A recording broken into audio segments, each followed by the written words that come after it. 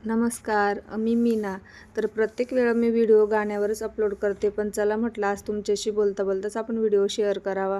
तर ही माझी नवरी होती. तर आमच्यापासून खूप लांब होतं तिचं अंतर. शक्यता आम्हाला जायला तर 1.25 तास लागला होता आणि गेली त्या दिवशी तर खूपच ट्रॉफिक होती हळदीच्या दिवशी. तर मग हा तिचं लग्नाचं थोडंसं जवळ होतं, म्हणजे 20-22 किलोमीटर होतं इथून.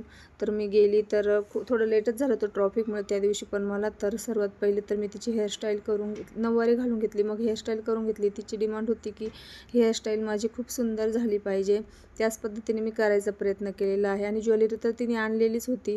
मग त्याच्यानंतर तिचं सप्तपदीचं पूर्ण मेकअप झाल्यानंतर फोटोग्राफर तिचं शूट करत होते. त्यावेळेस तर चला म्हटलं आपणही थोडेफार क्लिप्स घेऊन घ्यावा. तर नवरी खरंच खूप खुश होती आणि सुंदरही दिसत होती.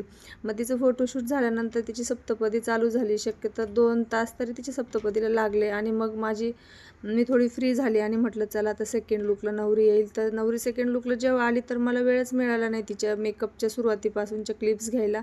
तर घाई खूप होते ना सप्तपदी झाल्यानंतर मेकअपसाठी. तर मग मी सर्वात पहिले तिचं घागरा वेअर करून घेतला आणि मग हेअरस्टाईल करून घेतली आणि मग मेकअप केला. आणि मेकअप केल्यानंतर मग ती ओढणी वगैरे ड्रेप करायची होती तर ती ड्रेप करून घेतली. आणि तिचं म्हणजे तिची जी हेअरस्टाईल केलेली आहे तर त्याला जे मी मागं गजरे लावलेले आहेत ते गुलाबाची फुलं वगैरे, त्याचा तर व्हिडिओ मी आधीच टाकलेला आहे आणि तो व्हायरलसुद्धा गेलेला आहे. तर तुम्ही बघितलं नसेल तर नक्कीच बघा.